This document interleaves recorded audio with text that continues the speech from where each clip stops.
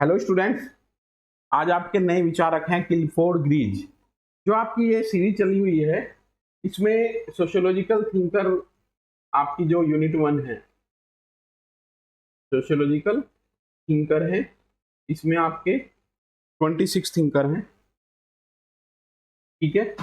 और आज जो आपकी क्लास है वो किलफोर्ड ग्रीज को लेकर के है। काफी इंटरेस्टिंग वर्क रहा इनका। रिलीजन ऑफ जावा बुक है आपकी।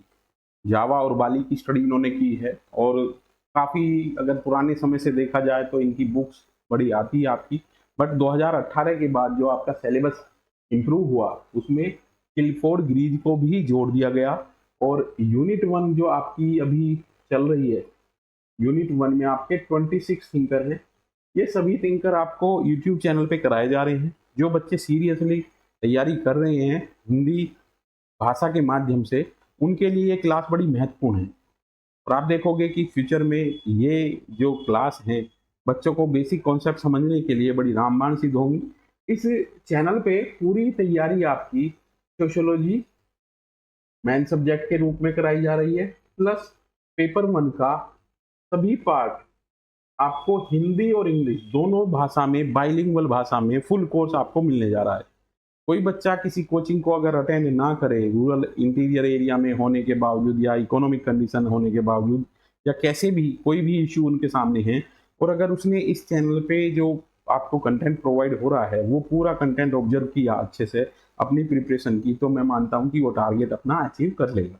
इसके साथ साथ ये भी फैसिलिटी आपको मिल रही है कि अगर कोई बच्चा है और वो क्लास अटेंड कर रहा है, उसका कोई कन्फ्यूजन है, कोई बुक चाहता है, वो किस तरीके से गाइडलाइन उसे चाहिए, तो पर्सनली कांटेक्ट हमारे से कर सकते हैं। हम पूरा अपना सपोर्ट उस बच्चे के लिए देंगे जो net JRF assistant professor PGT sociology में तैयारी कर रहे हैं। इसके साथ साथ चैनल पे आपकी सोशियोलॉजी की बेसिक से लेकर के एडवांस लेवल तक आपकी तैयारी कराई जा रही है, ठीक है। चलते बेटा, नए थिंकर किलफोर्ड ग्रीज है। बुक्स इनकी इंपॉर्टेंट है। बुक्स काफी टाइम से मैंने देखा है, ये बुक आपकी बहुत इंपॉर्टेंट है। रिलीजन ऑफ जावा, इनका अध्ययन क्षेत्र रिलीजन ऑफ जावा के रिलीजन पे किया है, बाली का इन्होंने रिलीजन पे अध्ययन किया है, ठीक है। Agriculture involution, old state and new state 1965 की बुक है। इस्लाम ऑब्जर्व 1968 की बुक है। द इंटरप्रिटेशन ऑफ कल्चर, ये इनका मेन वर्क है। संस्कृतियों का इन्होंने व्याख्या की है, इंटरप्रिटेशन किया है, और बुक है इनकी इंटरप्रिटेशन ऑफ कल्चर 1973। स्थानीय ज्ञान की, लोकल नॉलेज की बात करते हैं, ये बुक है आपकी 1983 की। पहली 73 की है, ये 83 की बुक है। Work and lives the anthropological as a author 98 की बुक है आपकी। After the fact 4 decades, two countries and anthropologist 1995, ये इनका वर्क रहा है। इस पूरे वर्क में अगर आप देखोगे तो जो इंपोर्टेंट बुक है वो religion of Java important book है, ठीक है। अध्ययन क्षेत्र को लेकर के काफी क्वेश्चन पूछे जाते हैं। लोकल नॉलेज की भी बात अभी करेंगे, जो इनका मेन कॉन्सेप्ट है, ठीक है। नेक्स्ट चलते हैं बेटा, इसमें किलफोर्ड ग्रीज 1980 से 90 के बीच मानव शास्त्र में उत्तराधुनिकता की प्रवृत्ति को प्रेरित करने वाले मानव शास्त्रीय शोध में निर्वचनात्मक व्याख्यात्मक विधि। यहां से आपका क्वेश्चन बनता है, मेथड कौन सा एडेप्ट किया गया है इनके द्वारा? व्याख्यात्मक विधि। व्याख्यात्मक विधि को इन्होंने यूज किया है। अवधारणाएं, धर्म सांकेतिकता, संस्कृति की लहर, ये कॉन्सेप्ट इनके द्वारा यूज किए गए हैं अपने अध्ययन में, ठीक है। नेक्स्ट चलते हैं। ग्रीज ने अपनी पत्नी हिल्ड्रेड के साथ इंडोनेशिया के जावा जावा द्वीप समूह का पर अपना पहला दीर्घकालिक फील्ड वर्क संपन्न किया। फील्ड वर्क इन्होंने किया जहां में एक रेल मजदूर के परिवार के साथ 2.5 साल तक एक छोटे ग्रामीण शहर के धार्मिक जीवन पर इन्होंने अध्ययन किया है। रिलीजियस लाइफ को इन्होंने स्टडी किया है। तो जावा पे जो इनकी स्टडी है इंडोनेशिया के द्वीप पर, तो यहाँ इनकी फील्ड स्टडी है, और 2-2.5 साल इन्होंने वहां पे रह करके अध्ययन किया है। इनका प्रमुख कार्य क्षेत्र इंडोनेशिया और आसपास का इलाका रहा है, ठीक है। ये भी क्वेश्चन आपसे पूछा जाता है।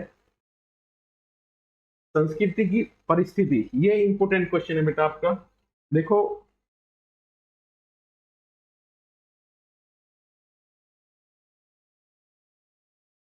पारिस्थितिकी, इकोलॉजी वर्ड किसके द्वारा दिया गया है? हेकल के द्वारा। इकोसिस्टम, ये क्वेश्चन आपसे पूछा जाता है बेटा टेंसले द्वारा।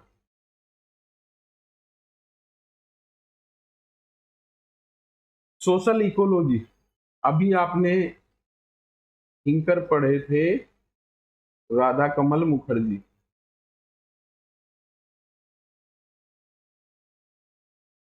राधा कमल मुखर्जी। और कल्चरल इकोलॉजी,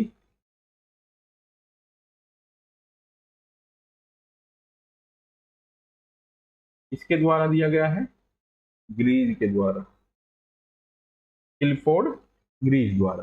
तो ये क्वेश्चन आपका मैच द फॉलोइंग में बन सकता है, और ये अच्छे पॉइंट्स हैं आपके इसको लेकर के, कल्चरल इकोलॉजी को लेकर के। इनका प्रमुख कार्य क्षेत्र इंडोनेशिया और आसपास का इलाका रहा है।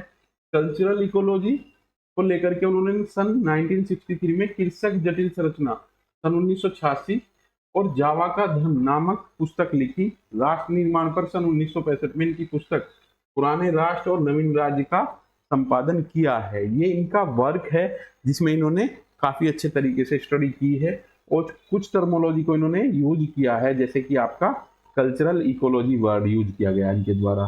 ग्रीज ने 1970 से 2000 तक प्रिस्टन न्यू जर्सी में उन्नत अध्ययन संस्थान में सामाजिक विज्ञान के प्रोफेसर बनने के लिए शिकागो छोड़ दिया, और 73 में एमरिटस प्रोफेसर के रूप में उन्हें द इंटरप्रिटेशन ऑफ कल्चर, ये बुक इनकी प्रकाशित हुई है। ग्रीज ने अपने इस दृष्टिकोण को बड़े ही शक्तिशाली ढंग से अपनी पुस्तकों संस्कृतियों का निर्वचन, ये इंपोर्टेंट बुक है बेटा, कल्चर का जो इंटरप्रिटेशन 73 की बुक है, और स्थानीय ज्ञान लोकल नॉलेज की बात जो की है में रखा है, जिसकी बाद में कड़ी आलोचना भी हुई। उन्होंने अंतःक्रिया और सामाजिक संरचना की कीमत पर, इंटरेक्शन और सोशल स्ट्रक्चर की कीमत पर सांस्कृतिक और प्रतीकों की महत्ता को बहुत चढ़ाकर प्रस्तुत किया है। अभी जब हम कल्चर की बात कर रहे हैं, तो इससे पहले कल्चर की बात एक नीड थ्योरी की बात करते हैं, बी मेलनीज की। बट इनकी कल्चर की जो बात है, इन्होंने सामाजिक अंतःक्रिया और सामाजिक संरचना की कीमत पर संस्कृति और प्रतीकों की महत्ता को बहुत बढ़ा चढ़ाकर, इंटरेक्शन एंड सोशल स्ट्रक्चर को इन्होंने किससे जोड़ा है? संस्कृति से।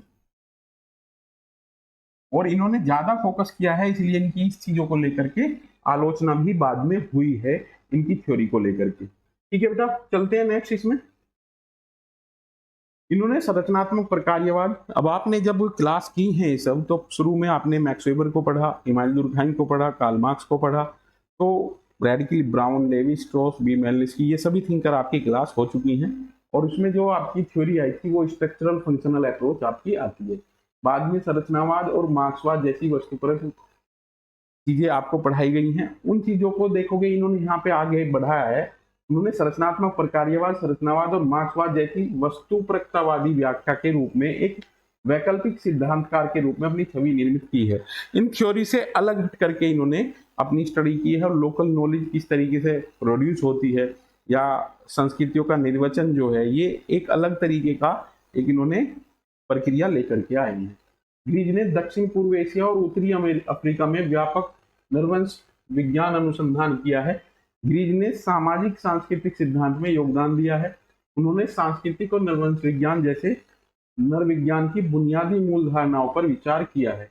ग्रीज अपने जीवन के अंतिम दिनों में जातीय विविधता के सामान्य प्रश्न और आधुनिक दुनिया में इसके प्रभावों पर काम कर रहे थे, और बाद में 2006 में इनकी मृत्यु हो जाती है। आप देखोगे किलफोर्ड ग्रीज आपके वो विचारक हैं जो 2018 में नेट के सिलेबस में इंक्लूड किए गए हैं, जब एनटीए का एक पैटर्न चेंज हुआ है। तो काफी अच्छी थ्योरी, जितना आप पहले कुछ थिंकर जैसे आपका जीएस गुरिये हैं या आपके इमानुएल दुर्कheim में इतना कॉन्सेप्ट तो इनके नहीं है, बट कुछ सामान्य बुक हैं इनकी, और आप देखोगे इन बुकों को लेकर के ही काफी क्वेश्चन आपके काफी पुराने समय से क्वेश्चन पूछे जाते हैं। तो ये जो कुछ इंपोर्टेंट टॉपिक हैं ये आप नोट करते चलना, और यहाँ से आपको क्वेश्चन कॉम्पिटिटिव एग्जाम में मिल जाएगा। संज्ञानात्मक नरविज्ञान देखता है कि सांस्कृतिक मनोवैज्ञानिक संरचनाओं से बनी है। संस्कृति जो है हमारी साइकोलॉजिकल स्ट्रक्चर से बनी है, जिसके माध्यम से व्यक्ति समूह में अपने व्यवहार को मार्गदर्शन करता है। यहाँ की संस्कृति जो है वो मानव के व्यवहार का मार्गदर्शन करती है।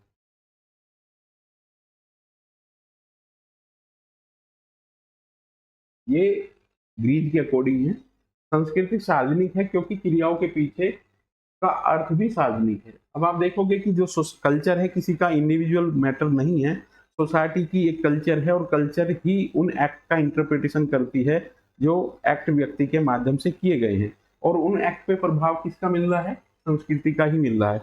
तो आप देखोगे इसीलिए इनकी थ्योरी को ज्यादा क्रिटिसाइज किया जाता है, क्योंकि इन्होंने कल्चर को बहुत बढ़ा चढ़ा करके यहाँ प्रस्तुत किया है। और बहुत से फैक्टर हैं जो हमारे व्यक्ति की क्रियाओं को डे बाय डे की लाइफ में प्रभावित करते हैं, बट इन्होंने कल्चर को ही फोकस किया है। अध्ययन क्षेत्र पे क्वेश्चन पूछे जाते हैं। रिलीजन ऑफ जावा, जावा की स्टडी है, सुमात्रा, बाली, मोरक्को आदि जो इनके स्थान रहे हैं। जावा और बाली इनके फेमस स्टडी पैलेस थे। ठीक है बेटा। प्रतीकात्मक रूप में व्यक्त की गई एक प्रणाली, जिसका अर्थ प्रतीकात्मक रूप में व्यक्त किया जाता है, जिसके माध्यम से पुरुष संचार करते हैं, अनिच्छुक होते हैं और जीवन की प्रति दृष्टिकोण के बारे में अपने ज्ञान का विकास करते हैं। नॉलेज किस तरीके से आपकी बढ़ती है लोकल नॉलेज में, इन्होंने इस तरीके से बात की है और इनको लेकर के क्वेश्चन आपके पूछे जाते हैं। नर्व विज्ञान विवरण, एथनोग्राफिक डेस्क्रिप्शन की बात की है। ग्रीज कहता है कि नर्वंश विज्ञान विवरण के 3 विशेषताएं हैं और वह उपयोग के साथ चौथी विशेषताओं को जोड़ते हैं। ये वर्ड आपको मेमोराइज करने हैं, किन किन का यूज किया गया है। 3 विशेषताएं कौन सी बताई हैं? इंटरप्रिटेटिव स्टडी है, व्याख्यात्मक अध्ययन है, सामाजिक प्रवचन का प्रवाह, व्याख्या करने में जो कहा गया है उसे बचने और उससे पीछा करने योग्य शब्दों में ठीक करने का प्रयास करना शामिल है, और फोर्थ पे आपका यहाँ पे सूक्ष्म दिया है, माइक्रो दिया है। इन्होंने जो आपका एथनोग्राफिक डिस्क्रिप्शन है उसमें इन वर्डों को काफी यूज किया है। रिलीजन ऑफ जावा, जीववाद पारस्परिक प्रकार का है। इस्लाम ऑब्जर्व, आंतरिक रूप से विविधतापूर्ण इनकी एक स्टडी है। एक हिंदू प्रभावित परिष्कृत रहस्यवाद, इन चीजों को लेकर के जब रिलीजियस स्टडी इनके द्वारा की गई है तो जो रिलीजन की नेचर है उस पर काफी फोकस किया गया है। समरी के तौर पे आप देखोगे रिलीजन ऑफ जावा, बाली की इन्होंने स्टडी की है, लोकल नॉलेज की बात की है, इंटरप्रिटेशन किया है कल्चर का, ये कॉन्सेप्ट इनके मेन हैं। और क्लिफोर्ड ग्रीज का जो स्टडी है वो आप देखोगे क्षेत्र अध्ययन भी इन्होंने किया है। तो इस तरीके से इनसे क्वेश्चन आपके बनते हैं। ज़्यादा कंटेंट इनके ऊपर उपलब्ध नहीं है, जो कंटेंट हमें मिला वो हमने आपको यहाँ दिया है और उम्मीद है कि आपको इससे क्वेश्चन मिल जाएगा। तो नेक्स्ट थिंकर के साथ मिलते हैं बेटा नेक्स्ट क्लास में, बने रहिए। और जो आपके सजेशन हैं, कमेंट हैं, उनका हमें इंतजार है और आप उन चीज़ों के बारे में हमें सुझाव दे सकते हैं। ठीक है बेटा, ओके, जय हिंद।